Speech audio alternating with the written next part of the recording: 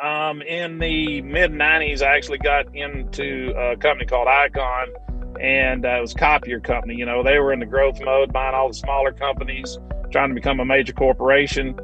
And they had a good 6 week sales training that we went through. So it was a pretty intense sales training. And, you know, you learned a lot. I learned a lot. And then I did that career for 18 years before starting our own businesses. Through Stratmont Group, you know, we have teams of guys that's what we do. Make sure security is there on the digital world. You know, that's everything you touch anymore has to be secure. Outside of your gun experience, which some people may find controversial, there's another topic these days that's very hard is the actual police officer uniform. You know, with everything that's going on since the 90s, I'm guessing a lot of things have changed.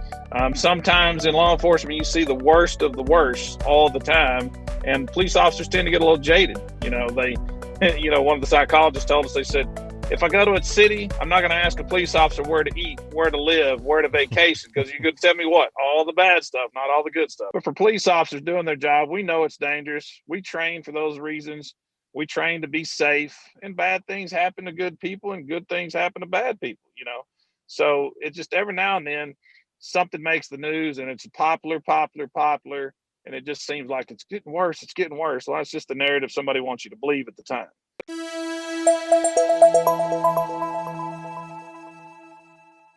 All right, everyone, welcome back to SALESBIZ. I appreciate you all as well taking the time. Before we kick it off, folks, once again, go ahead and hit the subscribe button. If you're not subscribed to this channel, drop some comments down below. We have a very exciting episode today, and go ahead and like this if you find any value out of this specific episode. Today, my guest comes from a very wide variety of backgrounds, and I'm super excited to have him. He started off his background in sales, does a little bit of private security work, private investigative work, also dabbles in tech. All around a great gentleman. I'm super excited to get to know him and get his insight.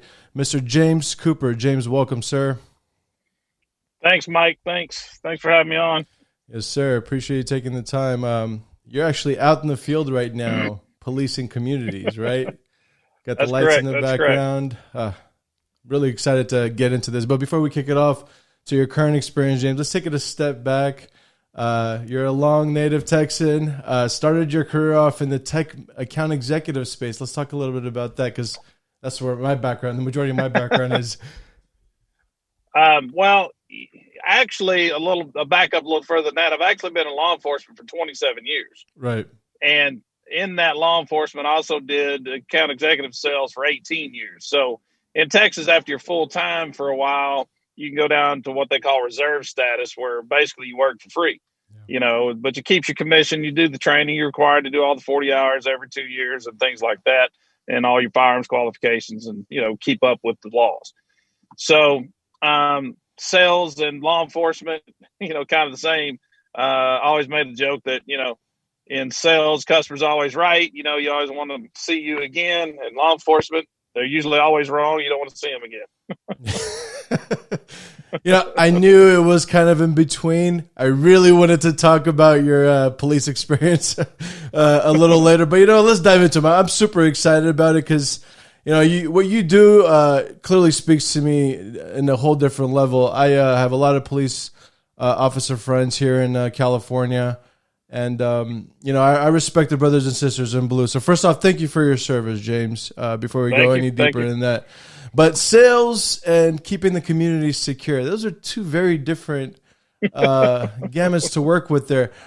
I guess from a sales standpoint, let's talk a little bit about how you manage to do a sales career and at the same time police communities. Yeah. So, you know, in law enforcement, it's not a high paying job, and they tell you do the job because you love it. And that's true. I mean, sir. You have to be there. It has to be in your blood. That has to be something that you really want to do. And you got to be kind of cut for it too. You know, I like to say I was a really good police officer. I tried to be concerned about the citizen. I tried to be concerned about everyone's safety, you know, and everybody goes home good at night, right? You can really get into the deep part of police work when it's really just about people. You know, you got to help people on a daily basis, right? Sometimes in law enforcement, you see the worst of the worst all the time, and police officers tend to get a little jaded. You know, one of the psychologists told us, they said, if I go to a city, I'm not going to ask a police officer where to eat, where to live, where to vacation, because you're going to tell me what? All the bad stuff, not all the good stuff, right? So with that career, I made a change into sales. It was kind of hard. Some of my sales training was like, look, we're not interrogating the customer. We just need to ask questions, right? We need to get the information from them, not beat it out of them, right? So it made me really learn how to talk to people and how to address people. You know, in law enforcement, you tend to have a type A personality where, you know, you have to dig in, you have to find out things. And that kind of goes in good with sales too. You know, you got to find out more about the person. You need to be a better listener in sales, not just, you know, telling them a story, right? Yeah. Stories sell, but you still got to hear their story too. So you know what to sell. Yeah. I tell a lot of my colleagues, specifically younger than me, usually starting out in sales, is you have to kind of be like an investigator, ask a lot of questions, be the problem solver, always see from both sides of the perspective, try to remove bias from it. So in a way, sales and, in my opinion, law enforcement tend to have their own similarities. One, obviously, a lot less dangerous than the other. But in still, you know, that level of communication and personability, I couldn't agree with you there more. Is there a specific training that you went through? Obviously, you went through training on the law enforcement side. I'd imagine you went through an academy. What about sales side, James? Anything on that front? So, you know, on the sales side, in the mid 90s, I actually got into a company called Icon, and it was a copier company. You know, they were in the growth mode, buying all the smaller companies, trying to become a major corporation. And they had a good 6 week sales training that we went through. So it was a pretty intense sales training. And, you know, you learned a lot. I learned a lot. And then I did that career for 18 years before starting our own businesses. Right. And why specifically that industry? Did you have some prior experience to that, or? I did not. When I was in college, I was a manager for Domino's Pizza. And so, you know, I had that manager experience. And then I was in the police force full time, and I was about to go into the detective office. And my mom actually worked for that company selling telephones. She goes, "You should come here." And I said, "What do y'all do?" "I'm a cop. I don't want to sell office equipment, you know." And I was like, "They make how much? Let me come down and talk to them people." You know, So as much as you know, the management helped me get into the sales job. And then once I got into the sales job, in sales, you really can write your own ticket on how much you make. yes, sir. But you had that level of passion to do police work clearly. So you wanted to double dip both jobs. It seems like one was paying the bills while the other one was putting on smiles.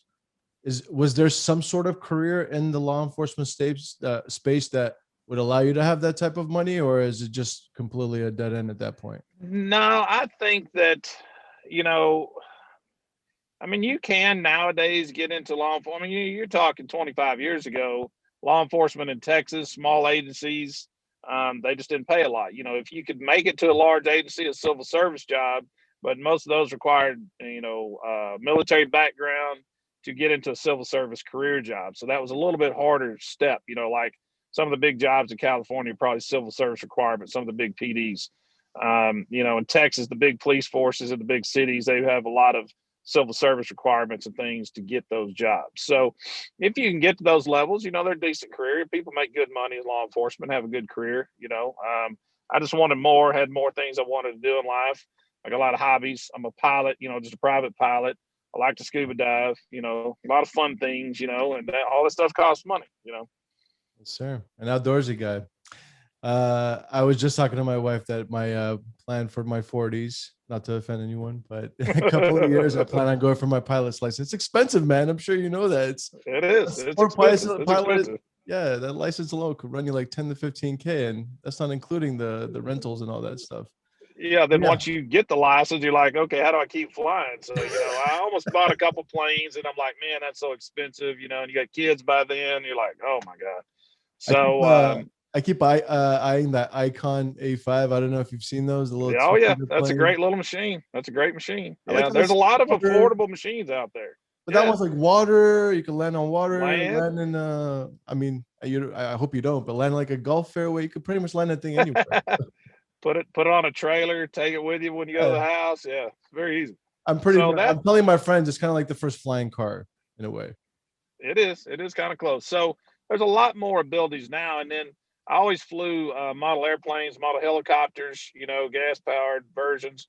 Now the electric versions of all those things are great, and of course drones. I'm a commercial drone pilot as well, Yes. and we use that as we build websites through our company through Stratmont Group.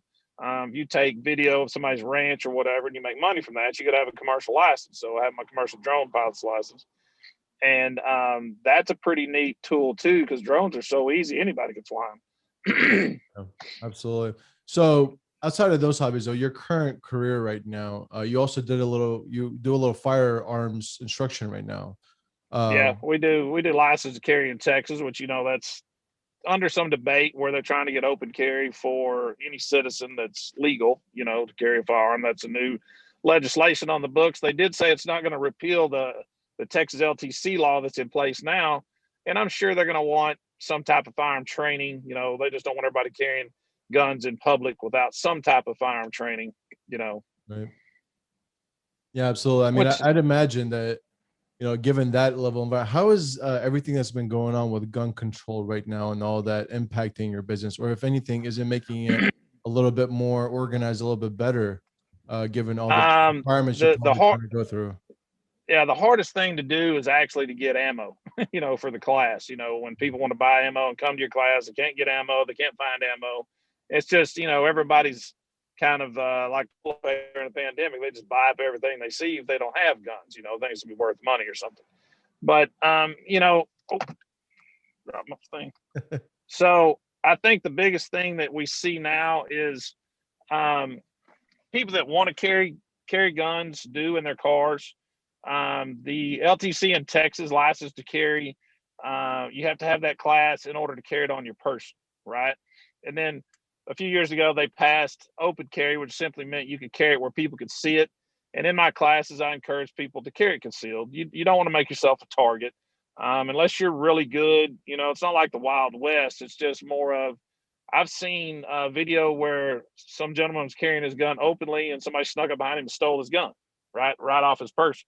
Now, luckily, they didn't use it on him; they just ran away with it. But it's very important to understand that if you do carry a gun openly, you're a target in a lot of different ways. People expect you to maybe do something when you really are not required to do anything at all. In Texas, the first rule we tell people: if you get your license to carry, your first job is to do nothing. It's your last option is to use your firearm. It's a self-defense tool to protect you and your family. Amen to that. But I'd imagine you're getting some pushback given everything that you're in your current environment. I'm from California, James. Just an FYI. Talk about gun restrictions. I mean, you have to jump through so many hoops to even own a gun, and then maintaining that. The bullets, forget they don't even exist Yeah, around here. You have to right. drive miles and miles away. But there's still a lot of pushback happening with guns and all that in general. I'd imagine, if anything, that does better for your business because people realize how dangerous it is out there now, and people will need to learn how to defend themselves. Am I right in that regard, or has business slowed down? Absolutely. It gives a different sense of urgency for people. They in Texas they mainly think, oh, I want to get this license before they stop allowing us to get the license. Sure. And then people want to know how to use guns that have never used guns before. Part of the LTC class is a firearm course that teaches to some degree that they know how to shoot. It doesn't really teach them how to shoot, but it just, we give them pointers and teach them safety rules and things like Right. that. So they kind of understand more of what they need to do. But again, it's not a gun training class. It's just a licensing portion that you have to qualify that you can use the firearm. But Mm. it's almost a little too easy because a person that's never shot a pistol in their life, I've had 3 different people take the course and pass it with no problem, because it's not really hard. But it does make people think and make people learn the rules and the laws in the state and understand liability. And a lot of people, I've had people take the class and say, you know what, I'm not going to get my license. I mean, they still paid for the class and things like that. They decided not to go through the state to get their license, and that's perfectly okay. Yeah. What about from a business ownership standpoint? Do you have to jump through additional hoops now for you personally to be certified to do what you do, or is that kind of stayed static? That's pretty static. You still have training every 2 years that you have to complete. You have to update your license. You have to stay current. So the state's pretty good about keeping licensed instructors current in their education and the laws. Right. Absolutely. So no, I appreciate it, James. And outside of your gun experience, which some people may find controversial, there's another topic these days that's very hard is the actual police officer uniform. You know, with everything that's going on since the 90s, I'm guessing a lot of things have changed. How has that impacted your career and everything going on with the media and all the body cam footages and stuff? How has your job been impacted by this? Well, I have to say honestly that the law enforcement officers on the street, the law enforcement community, I'm actually a sheriff deputy, reserve deputy. So I would say that our job as we go approach it every day hasn't really changed. The community awareness about what we face on a daily basis has changed because everybody has a video camera. I don't think crime rates are any higher. I don't think crime is any worse than it's ever been. I don't think more officers are getting attacked today than they ever have before. It's just in everybody's face as it does occur. If you hear about crimes in any community in this country, you're probably only hearing about 5 or 10% of the actual crimes that occur. The real big crimes, all the real true crimes, unless it's a popular murder or a big case that got on the news, you don't hear most crimes that occur. We worked in a smaller city, east side of Waco, and for years we would arrest hundreds of people a month per capita, and that city is still rated as the most dangerous city to live in the state of Texas. And there's only 15,000 people that live there, but anybody that lives in that area wouldn't even understand that it's dangerous. They just aren't in the face of crime enough to understand it. And I think that's where the controversy comes in. People that want guns understand what the need for them are. People that don't want guns have never needed a gun and never knew anybody that had a gun. So there's an equal argument on both sides, I believe, in that retrospect. But for police officers doing their job, we know it's dangerous. We train for those reasons. We train to be safe, and bad things happen to good people and good things happen to bad people. So it's just every now and then something makes the news and it's popular, and it just seems like it's getting worse. It's getting worse. Well, that's just the narrative somebody wants you to believe at the time. It's Absolutely. dangerous. If you put on a badge and a gun, you're facing danger every day, and you got to be prepared. Absolutely. And as much as I hate to say it, um, people should really take into consideration that if you don't like the way certain things happen in this world, maybe you should try that career yourself and see how you could improve it. I always tell everyone because I always have law enforcement. Once again, it takes a special person to be out there and police and protect. So I always say if you don't like the way things are happening, you should probably join and see if you could improve some things in the future. If you have that, Yeah, if you have there's the great people. personality. Yeah, there's great people in careers. There's bad people in careers. There's mediocre people in careers. Absolutely. Not everybody ends at the top of the class. I always made the Absolutely. joke of not every doctor graduated with straight A's, right? But you know what? The guys that graduated with C's are still called doctor. Okay. Absolutely. Unfortunately, in law enforcement community, you are in the fishbowl. If you make a mistake, people can lose their life, right? And it does occur. We've seen it on the news. People have made mistakes, and Absolutely. those things will be justified. They will be self-corrected. Those people that make those type of mistakes and they know they hurt someone or injured someone, they'll be out of the career, whether they want to be or whether they don't want to be. But mentally, they will be out of the career anyway because they know they screwed up, right? Yeah. Um, and split second decisions that end up people's lives getting lost, that's bad. It can occur. You can train and train and train, but you're still going to make mistakes, or you don't make the right choice and you lose your life yourself. That's part of the job. And people understand that when they put that badge on, right? Yeah. So, but you're absolutely correct. And I think as a community, we have to understand we got to come together. We have to be supportive of one another. It doesn't matter what race you are, what creed you are, where you come from, or what country you come from. We're all people, and we all have to figure out how to get along. And that's sometimes Sure. difficult, especially if the narrative is like, "Oh, we got to hate everybody. It's the only way it's going to work." And that's not right. You got to love everybody and try to figure out how to get along. The best you can. Couldn't have said it better myself, James. Absolutely. And once again, your service is much appreciated. And to your brothers and sisters out there, stay safe. It's the most important thing for you and your families. So with respect to business ownership now, you're also doing private investigative stuff on top of other things. Like, I guess my first question around this is, how do you have all the time for this? Clearly, you don't sleep much. I mean, you're in the Yeah. background policing stuff. In the daytime, you're doing other things. So, how do you have time for all of this? Well, time management is not my strong suit. Luckily, I have a wonderful woman that helps try to manage me as best she can, right? And I got friends and business colleagues that help manage my time as best they can. But Yes, a sir. lot of times I'll end up working, 20-hour days, right?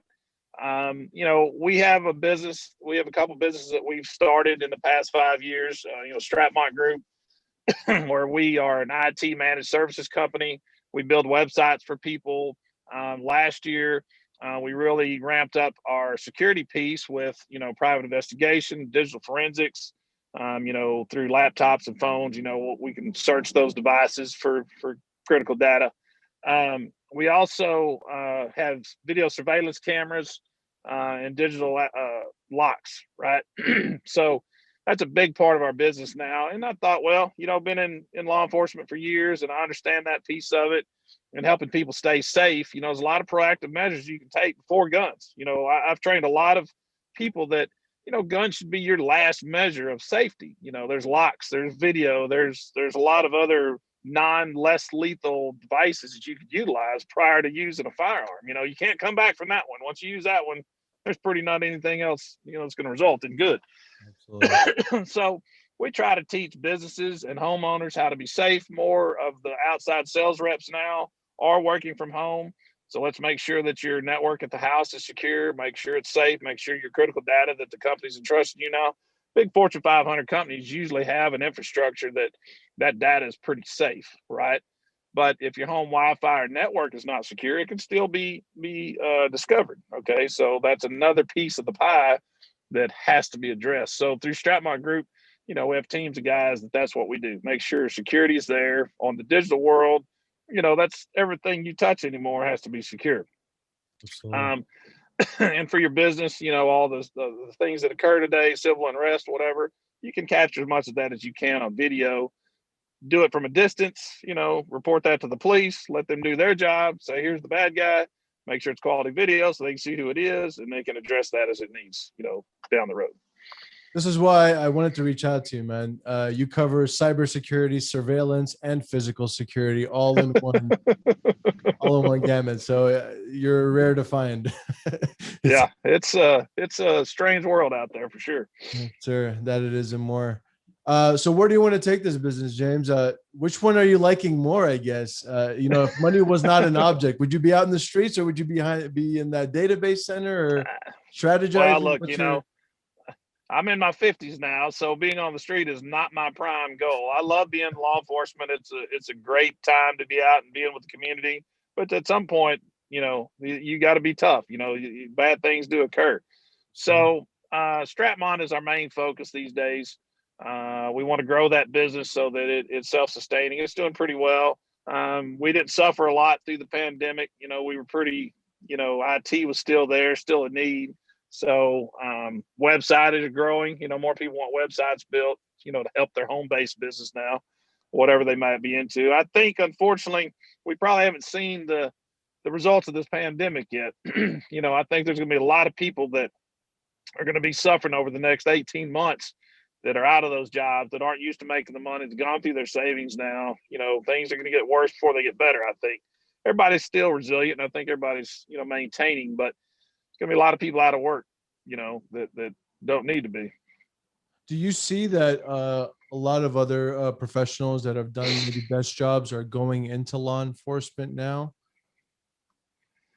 No, not really. I mean, there's a certain age limit to getting into law enforcement because, it is a physical job, and if it's not something that you really chose to do as a young person, it's hard to do as an older person.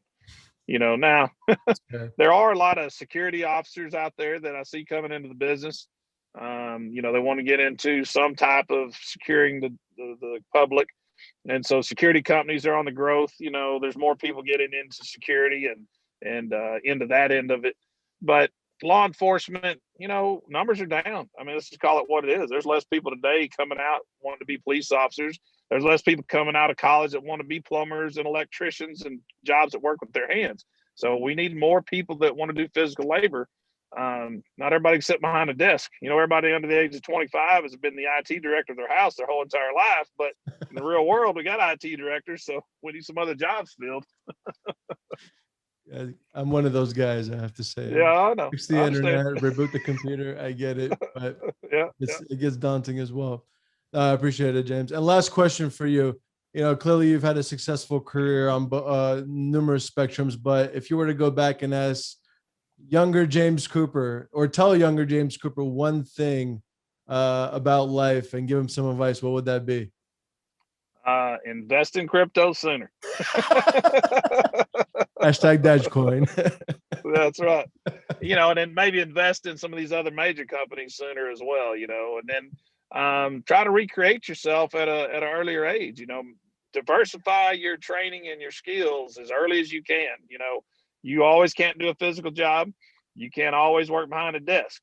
So different things are going to come along in life, and you're going to have to be deeper and wider in every field that you're in. Amazing advice. Well, James, it's been a pleasure. Once again, thank you for your service. Thank you for your time. It's been great meeting you, and please stay safe out there first off, but don't forget to stay in touch. Thanks, Mike. I appreciate you. Thank you, sir.